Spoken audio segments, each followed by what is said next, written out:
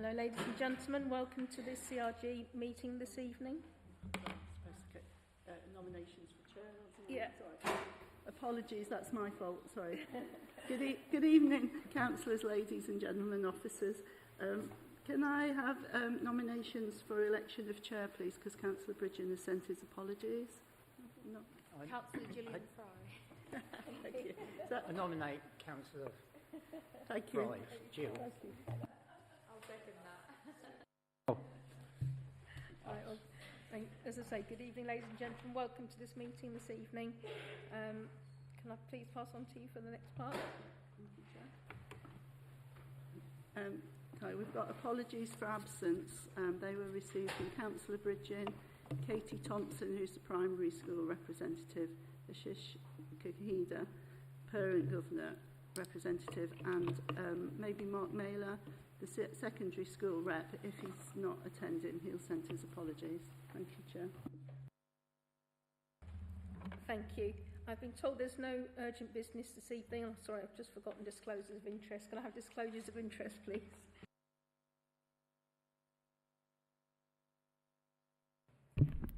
Governor at Dallow Primary School. Governor at Downside Primary School. Myself for teachers to Eckwood High School. Thank you. There is no chair update this evening, and we'll get straight on to the business if there's nothing else. Thank you. Right, item 7, which is on page 14 of your packs.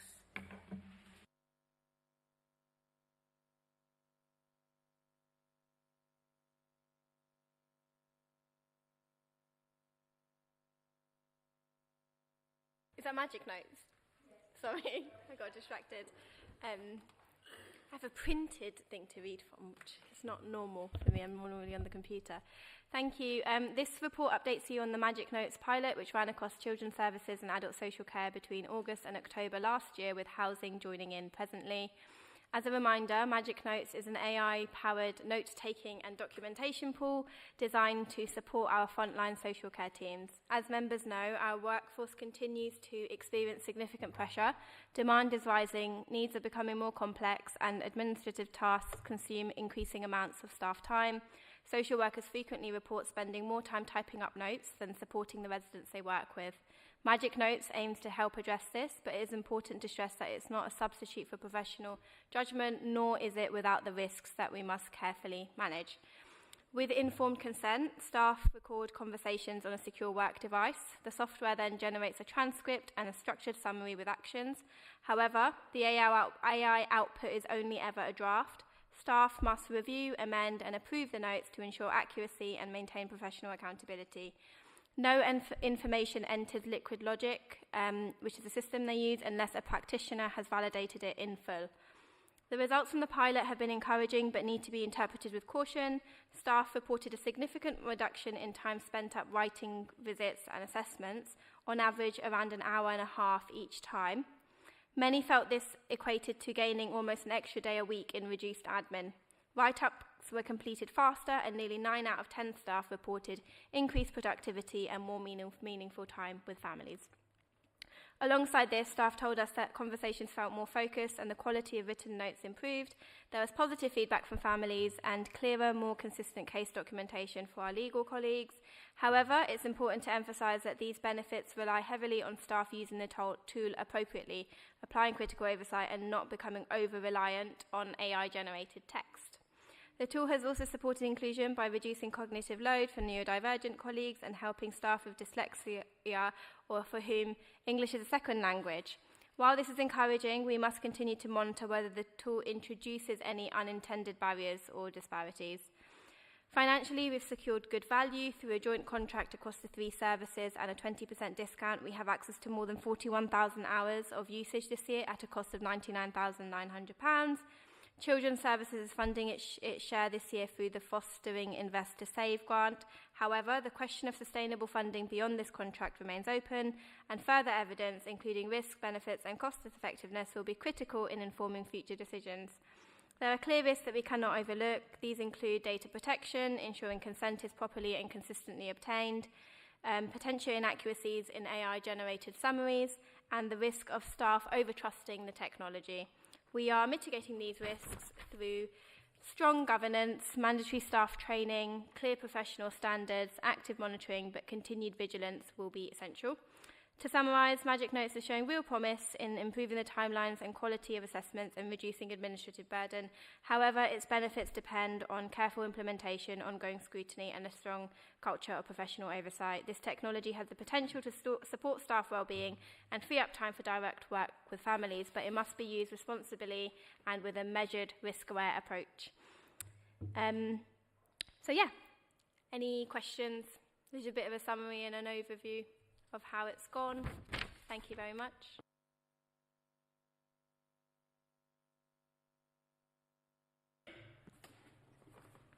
Yeah, thank you. I'm a bit of a Luddite, I'm afraid. I like everything written down. What guarantee have we got that people aren't going to be, or other people aren't going to be able to get into this system and see all the records and problems? Good evening, Councillor. It's closed. It's a closed system that basically, if anyone did get into it illegally, it would be illegal. It would be a breach that they would do. There's no way at the moment that anyone can access it outside of our system. So it's a closed system, like any software system can be closed.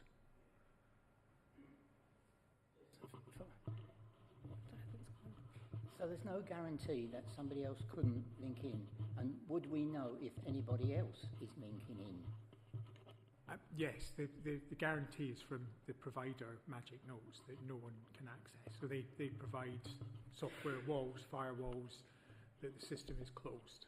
So there is no way outside of hackers, like, could breach any system, but there is no intelligence that says that would happen or is likely to happen. So Magic Notes is used by lots of local authorities and other organisations for things like this. So confidentiality and privacy is part of the sell and the practice, but it's only in the same way that someone might hack your emails or your WhatsApp.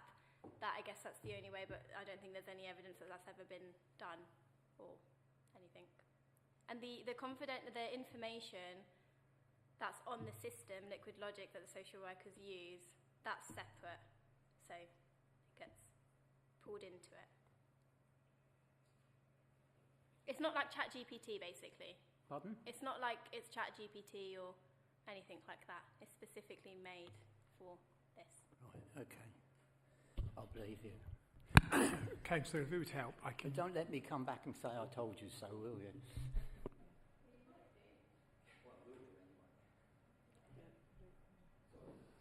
If it would help, I can come back with a bit more detail on exactly what the security that Magic Notes provide is, if that would provide assurance, and I can circulate it.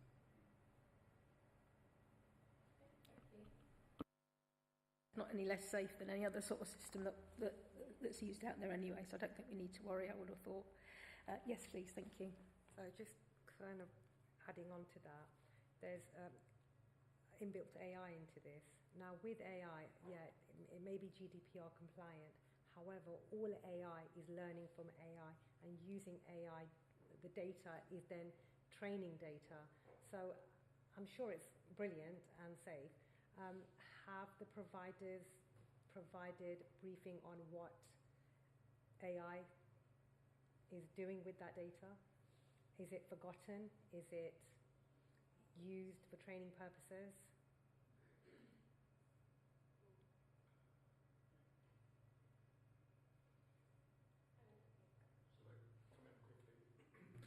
I think these are really valid questions from both the questions that have been asked. The ask for today was about the impact of Magic Notes, so that's what the team's prepared. I think it's useful for us to bring back a bit of a summary of the closed-loop system that Magic Notes uses, a bit like, as Councillor Ali said, a number of open-source AI tools like ChatGPT will learn from each other. The expectations that we have, and not just Luton Borough Council, but many councils that are using Magic Notes is that this is not an open source AI tool. This should have very clear and very strong firewalls built around it that prevent information from stepping out and being used by other AI tools. However, given that that's not what we've prepared for today, we'll make sure that that's brought back or a summary is sent through the minutes. You've answered the question, thank you. Yeah. So it's not open source, therefore it's got the safeguards in place. Thank you. Thank you. So my question is more around social workers' workload. So do we expect this to free up social workers' workload to perhaps take on a little bit more work, maybe a few more cases? I know that they are always usually stretched and there's usually vacancies within the pool of social workers because we've always got a shortage. But I'm just thinking from a strategic point of view, do we expect this to perhaps plug some of the gaps in terms of vacancies? If I'll let you answer that first before I move on. You answer that, but yes, you're right that social workers are very stretched and perhaps it will give them more time to focus on the things that they might not have time to do already. Go on.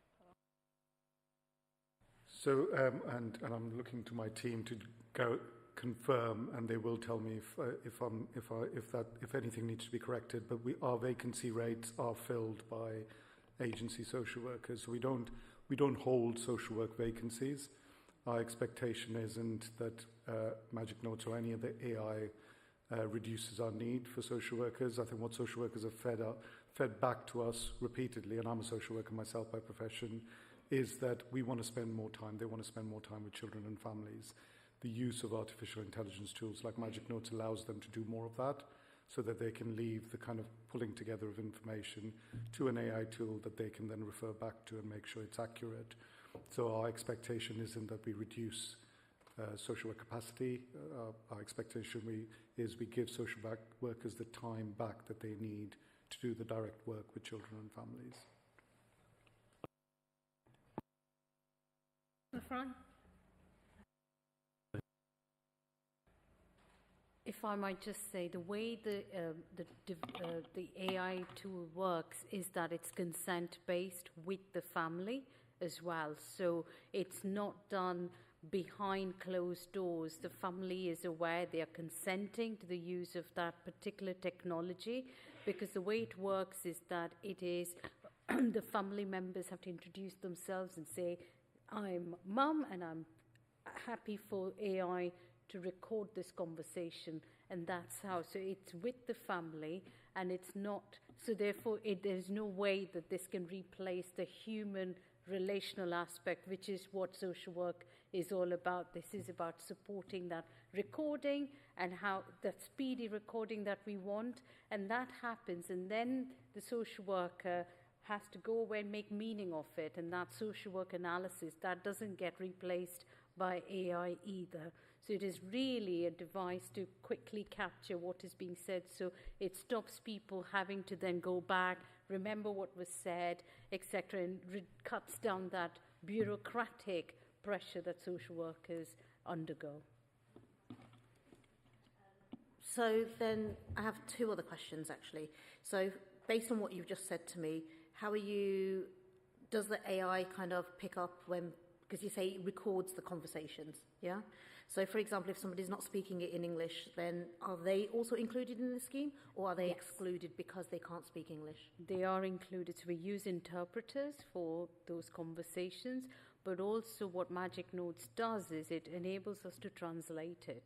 So we can do that translation quite quickly and give the reports back to families, which is very helpful for them as well. So then I go on to costings, because if it's just a recording device or just recording the conversations, perhaps taking timestamps and what have you, the usual stuff that you need in legal cases, it's very expensive just for that then, isn't it? I could do that with perhaps just a normal recording tape. That's a simplistic way of putting it. So no, it does the recording, but it also helps with translating. It helps with making it child-friendly. So you can have the same report that can be translated for. So often what we do is the way we record writing to a child, Sometimes we need to break it down in terms of the age range for different age of those children. So in one family, you could have someone who's under 5, someone who's 15. So it's about how does that recording get translated to different age groups, all of that. So it's a lot of work that that tool allows us to do without necessarily taking away that, you know, the analysis and the professional judgment that bit the social worker has to do. But it helps with the breakdown and the translation, all of that. When you think about the costs of other aspects of translating, etc., that can factor in, it does save us money. Also to add, it works on forms, so there's 40 to 50 different forms it can fill in, completes single assessments, but also it identifies actions and risks as well. So while the conversation is flowing, Magic Notes, the AI part of Magic Notes in the background, will pick up what it perceives as. That's the things we're then checking against, but it does a lot more than just recording as well. Just to add a couple of very quick points to this, I think the cost analysis was that this was actually, out of all the tools out there, this was probably one of the most cost-effective ones. We've also used our grant funding to ensure that we are giving social workers back their time. I think the last thing just to say, and again, Paul will confirm this, that this is a joint contract, housing, social adults and children's, rather than specifically for children's. Point, sorry, I know I'm taking ages. Final point, I promise. So basically, because a lot of things get lost in translation, especially when you rely on AI to do the translating, because there's things like dialects and people's accents and things like that that doesn't always get picked up correctly. Even just in English, when you're kind of just talking into a device that will record what you're saying for it to just type it out for you so you can just send out a quick email, for example, it gets a lot of words wrong. Even when you leave a voicemail, it types it up wrong, because when I look at my phone sometimes and somebody's left a voice message, it's like somebody else's name is there and you kind of think, okay, I can't make sense or head or tail out of this. So what assurances can you give us that this tool is absolutely accurate in interpreting this information, especially for those that English isn't a first language? Answer that. It's kind of in the presentation and some of what I said. So the social workers won't entirely be relying on this tool. So this tool will create something, but they need to check what is written is accurate. So before they make that part of the record, they need to read through it and check it. It just speeds things up. So, and that's why it's saving time, because it's speeding it up, but we can't rely on it. I did come to a meeting where Magic Notes was used, and one of the social workers in the meeting said that even, she said that she found that it was working with accents, with the accent that she had. But obviously I don't know what that is widespread, but people did say different types of accents and dialects, or like, not dialects really, but just accents of English have been well received by it. I know that's not the same when I have a voicemail and you can click transcribe and it goes really wrong. I think it's a lot better than the system that does normal transcribing, and that's why it's a very important thing, and that's why it's so good and it's working. But they're not entirely reliant on what the AI writes. They have to, it's just a tool to support them. So just, and I think just to say we can't guarantee it. So the only guarantee is that there is no guarantee, that it won't be 100% accurate, or it will be, which is why we did a pilot, which is why we've tested it. We've identified some of those challenges that exist. The conversations we've had with our staff, in fact, the staff have fed back to us, is I have to go back and check. And that's right, because that's what we owe our children and families. And that's something we will carry on doing. But it's still found quite significant difference in the time taken, because staff can then spend, our social workers can do more of the on-the-job work with children and families. Councillor Fry? I've got a couple of questions. First is around the pilot. It gave significant improvements, which is a good, positive thing. How large was the pilot? Is it representative of all the social work you've got, or is it was it Yes, the pilot was with 40 members of staff. Out of how many? out of 400, and we've now rolled it out to 400. So it's not particularly statistically... 10%. Yeah, but that's not statistically strong. 14 children's, and then we had a few more in adults, like for like. So it was quite a significant chunk. And when you think about so in terms of children's services, this is children's social care services, and we zeroed in on one section because we didn't look at all parts of the child's journey. So we did a specific study and across children's and adults. So it was 40 from children's. I don't have the exact number in terms of adults, but it was pretty like for like. We went half and half, and that's how we've tested it. It has also been rolled out to all staff. So the report is based on the pilot of that 10% or however much it is, but it has been rolled out to all staff. And just to add, Councillor Fry, so in selecting the provider, we decided to go with one that had been tested out with by other local authorities as well. And we were very keen that we'd learned from what they'd learned before we decided on which organisations to approach for the pilot study. How many sort of local authorities did you approach? Okay. My second question, if I may, is how likely are you to use the 41,000 hours, and what is the obviously you've got a 20% discount on those. What's the stage payments? Does it go further up? If you go over that, do you pay them at 100% or?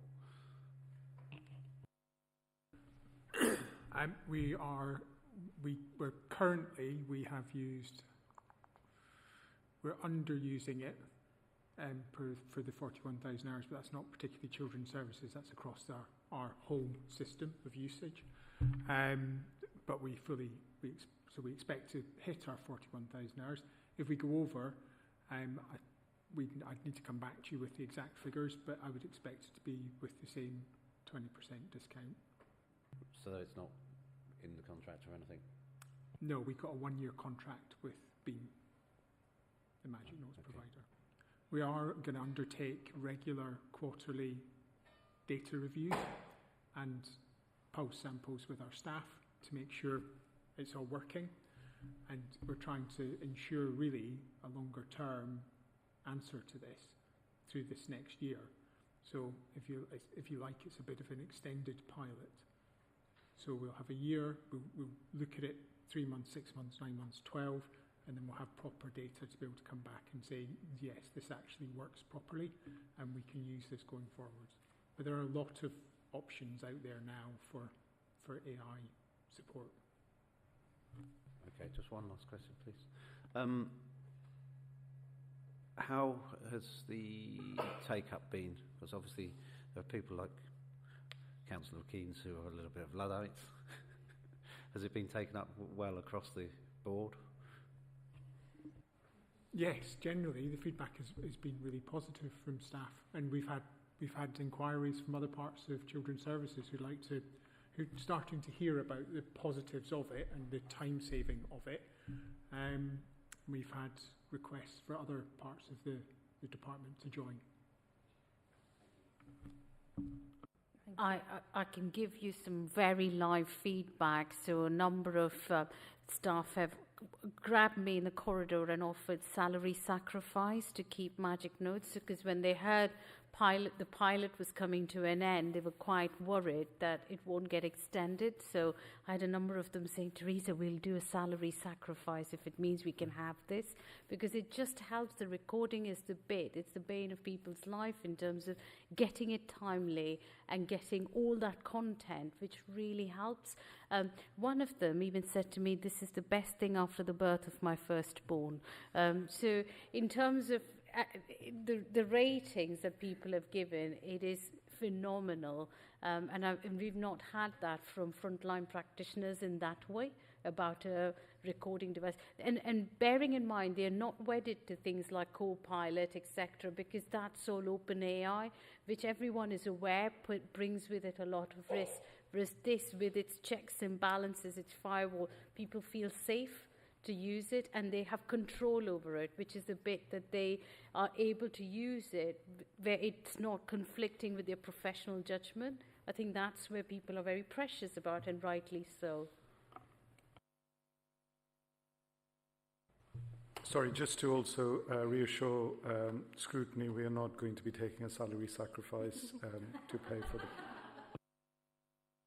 Can I just add something? So just the cost is less than £100,000 to cover children's, adults and housing.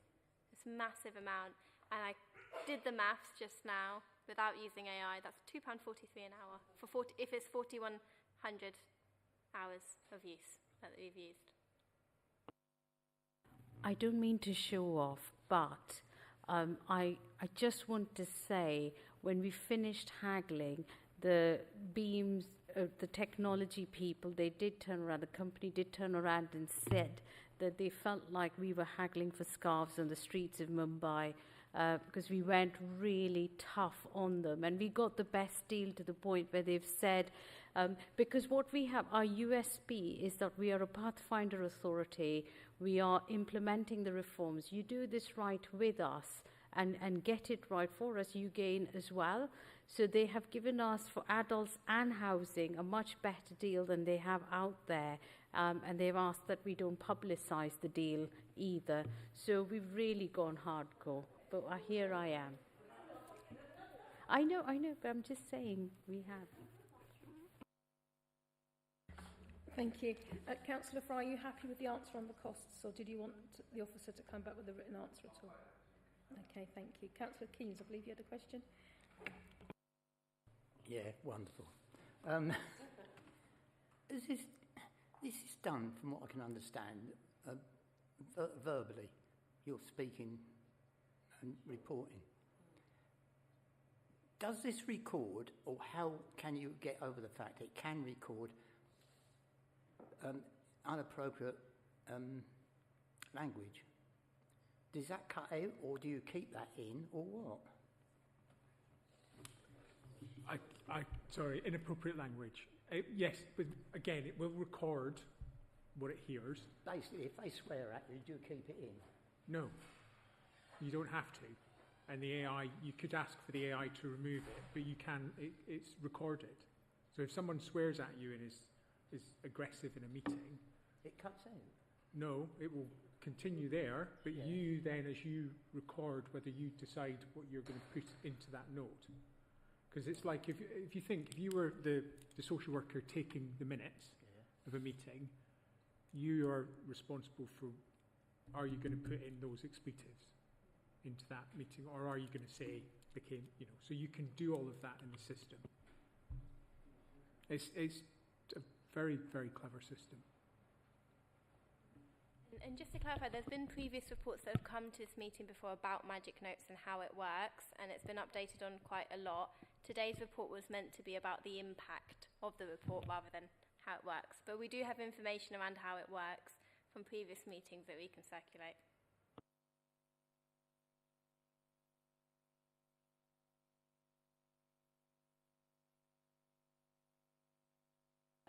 Councillor Fry.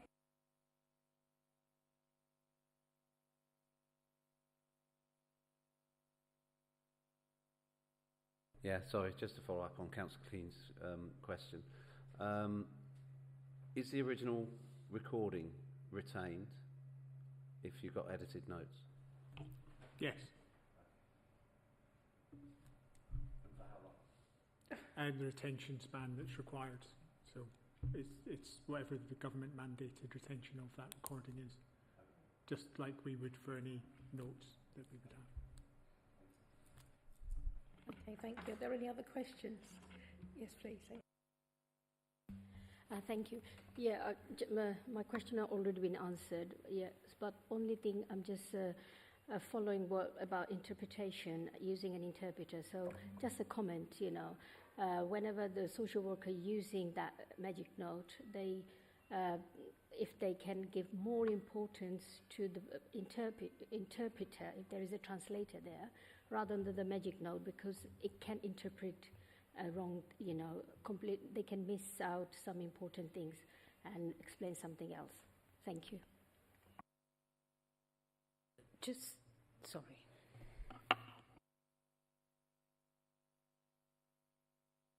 So what it doesn't do live interpreting.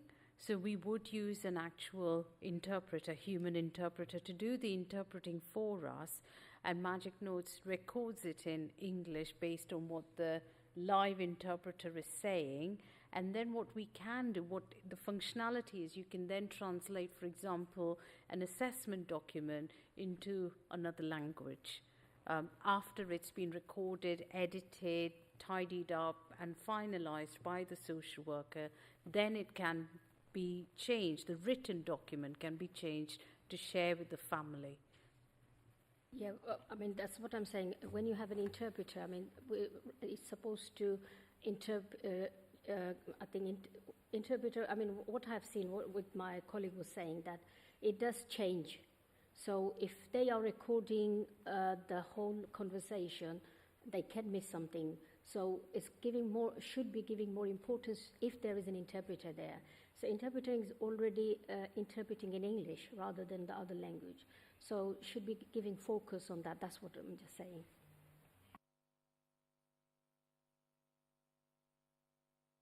That's it. Thank you.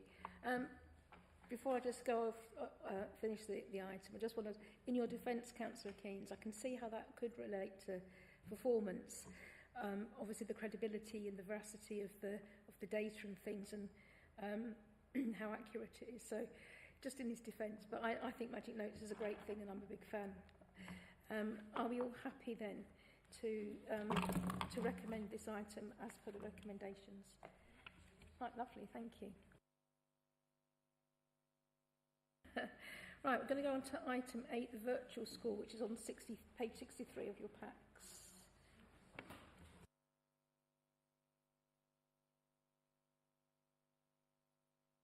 Good evening. Ask a question. Would it be possible for us to actually see how this system works?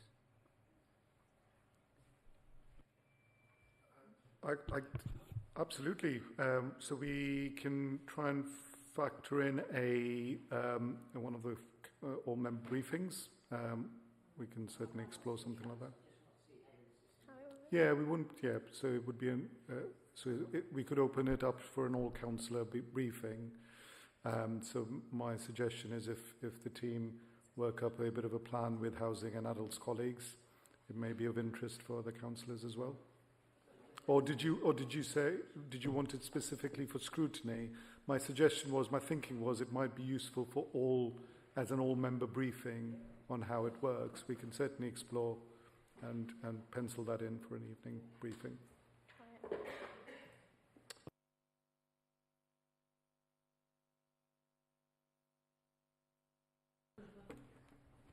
Hi, thank you.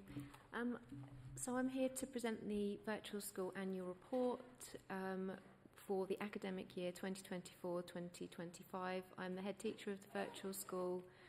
My name is Dominique Fataruso. So to just give you a quick overview, the report really does celebrate the successes, and it also identifies the areas for improvement for the academic year we're currently in. So key achievements in the last academic year were the decrease of pupils on reduced timetables. We went from 11 pupils to 2. We had no permanent exclusions. We had an increase in our Key Stage 4 pupils obtaining qualifications. And we had an increase of Year 11 pupils of a September guarantee, which means that they had a suitable education placement ready for them when they started in September at college.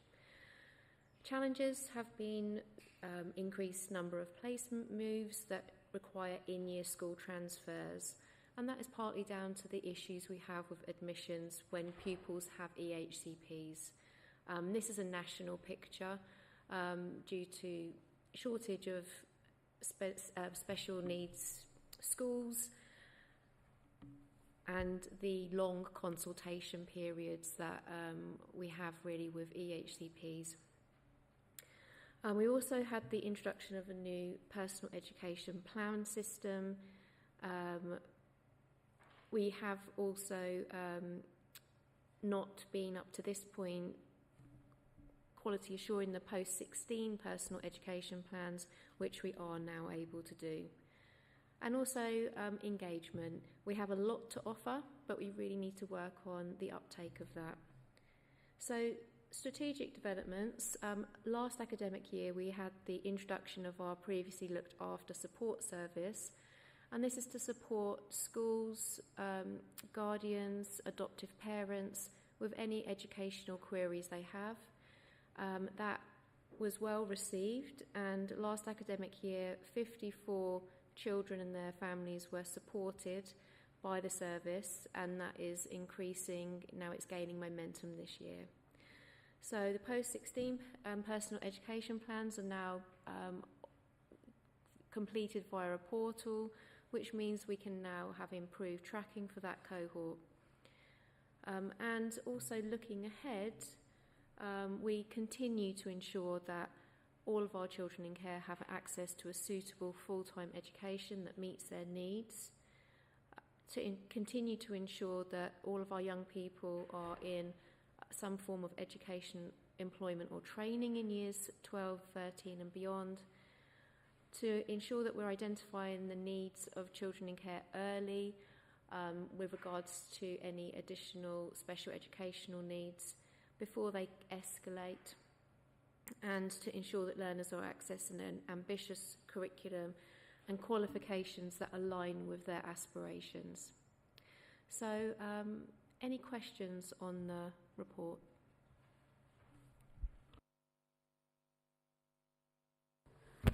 I am quite interested in finding out, what does the new reform mean for SEND in terms of virtual schools? I think that the new reform will bring in, changes obviously across all the schools that the children actually attend. But in terms of reviewing the previous academic year, obviously these changes aren't going to come into immediate effect. So I think for this academic year, we'll really focus in on the children we've got, and we don't, that will feed down at the local authority level, and we'll make plans, strategic plans on how we respond to the new reforms that are coming with the new white paper. And I think it's as you know, Councillor Begum, the reforms landed yesterday. So we are in the process of preparing all the relevant briefings relating to that. One of the things that we were very aware of was the Children's Wellbeing in Schools Bill that's still going through its sign-off phases in Parliament. But under the duties, statutory duties, which is expanded, we are already a pathfinder. We already have family group decision-making expectations sitting within the arrangements. So we are aware that those statutory duties will filter down to children that fall within the cohort of the virtual school head as well. I suspect over the coming months, and this isn't going to happen overnight, as we know these reforms will take some time to kick in and to embed and for allocation of funding to take place.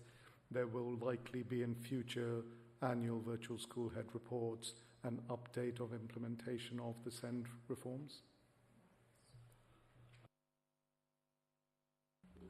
Thank you. Thank you for taking the time to look at that question.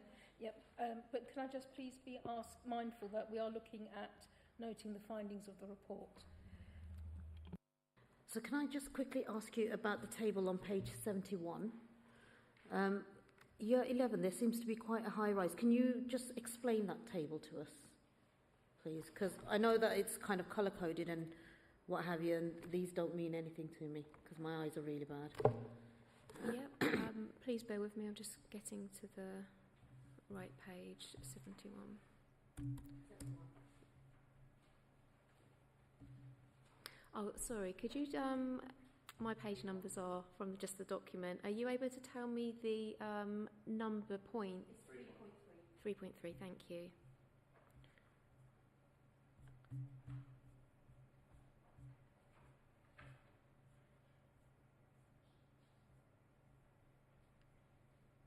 In year 11, there seems to be quite a stark rise.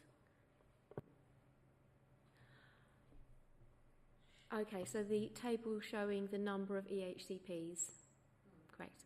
Yeah, so by... Oh, thank you. Apologies. Yeah, so number of children in care in each year group, we have got, you know, a rise. Yeah, we have got a greater number in that year group for the past academic year. Is there any reason why, or do you have any indicators as to why that's happened? Because obviously year 11 being one of the crucial years for a young person, you know, in their academic journey, why is there such a stark rise in year 11 as opposed to other year groups? So our children's performance data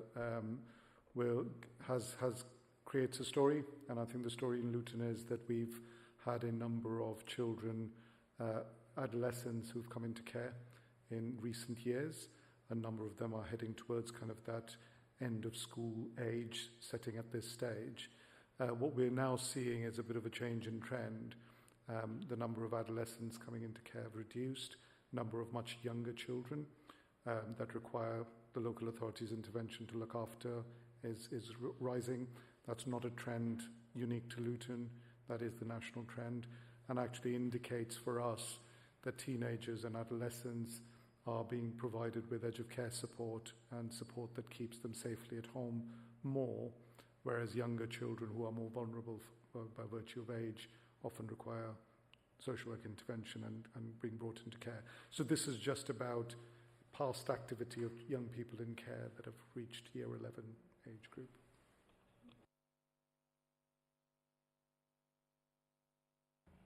Thank you. I've got a couple of questions myself, actually. I'm looking at 7.2, the table about the exclusions, or the suspensions, sorry. And it says number of eligible pupils suspended with and without EHCP, sorry. And I've noted, in particular, year 3 and 4, which is obviously very young children being suspended at primary school. I'm just wondering, are they at the same school? Are they the same family? What sort of interventions being put in to make sure that those particular schools or school are actually working with the families to make sure that doesn't happen? Yep, so that was a particular school, and actually the majority of the suspensions in that year group were for one pupil as well. That we intervened. The pupil has got quite complex special educational needs, and obviously in those instances we work with the school, and we don't want them to put the child on a reduced timetable. And that is quite often a theme. That's the sort of go-to sometimes. And we work really hard with the school to avoid that by looking at what really helping them break down what the barriers to learning, to engagement are. And we have a educational psychologist in the virtual school team that can work with schools. We meet with them. When we have schools that are at this point of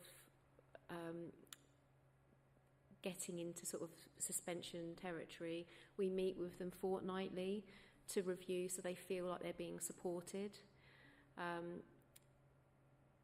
So yeah, we work with the schools. We don't just expect them to, we don't just leave them to it. We put a package of support around them. And we also will use our centrally retained funds to put in support, for example, a mentor, additional tuition. It could be some sort of therapy, like equine therapy or farm school, to really support that child and to avoid those suspensions. Yeah, it is always very worrying when you see very young children, which obviously sets expectations out for the rest of their school age, so that's good to hear. The other question I have, just find it.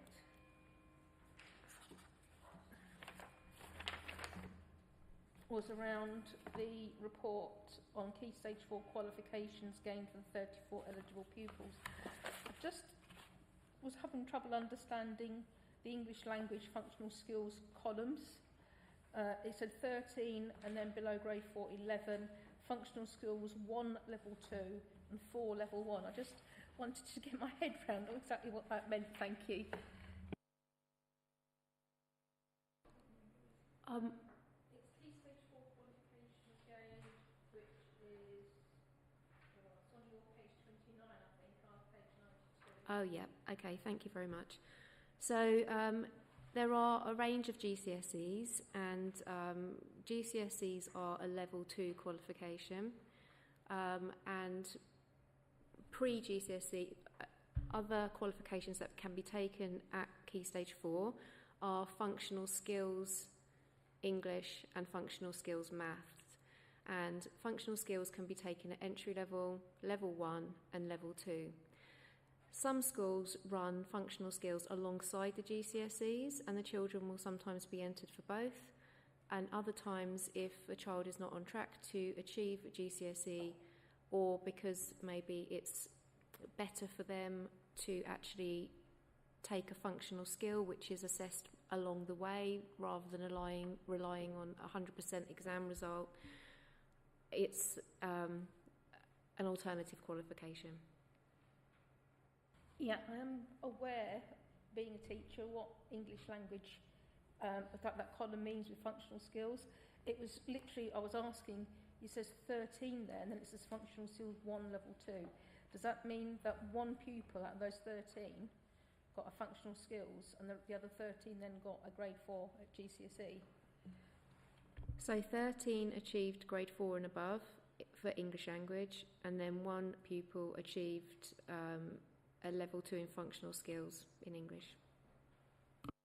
Thank you. So that means that the same again for the other column. 11 pupils got GCSE, four of them got level 1. Correct. Lovely, thank you very much. Are there any other questions? No? Okay. Then can we look to the recommendations and note... Oh, sorry. Can you have your comment then, please, Councillor? Thank you for the report. I think you do brilliant work because you stop kids going off the rails completely. I was once a governor of the school, had to leave it for personal reasons. I think you do a wonderful job, and I think the committee should thank you considerably. And I think members of the committee might be useful for them to go along to see you and see how the system works, because it is good. And at the end of each year, you have an awards ceremony, don't you? And it's quite encouraging to see those kids that would possibly just be thrown aside actually getting awards. Cheapo little awards, but they got an award, and that means a lot to them. Congratulations and thank you. Oh, thank you for your kind words. Thank you. It is a team effort, and I'll pass that back to the team. Thank you. Thank you, Councillor Keynes. That's something that actually I was going to say as well. I think the report was excellent, and I think the virtual school, since its inception, has done a very, very good job. And I think, to be honest with you, I think the whole of Luton students do extremely well in this borough with their outcomes. So are we all happy that we have noted the findings of the report and happy with it? Yeah. Lovely, thank you. So to move on then, do we do item 10 first? Or? No. Do work programme. Right, I'm going to do item 9, the work programme, which is on 109 of your packs. We could just move to that. I do have a comment to make on that. I'll find it. My usual complaints and moans. There's an awful lot on here again. And there's an awful lot on here. That was my comment, actually, Councillor Keynes. I'm addressing I usually make this comment, and it goes. And well, my comment is that Lee usually says he'll discuss it with some people. well, you might not be so far from the truth. Councillor Bridgen has yet to have his meeting to discuss the items on the agenda. We are aware that it's quite a large agenda, and some of those items will be up for being moved to June or somewhere else. He knew I was going to ask that question, didn't he? He did. Thank you. Are we all happy with the working programme? Okay, thank you. And then finally, we're moving on to item 10 and 11 in the blue sheets. This item is actually just for noting. Can we mark that as duly noted? Lovely, This is thank a different you. colour to all the others. I call this meeting to an end. Thank you very much, officers, for your very good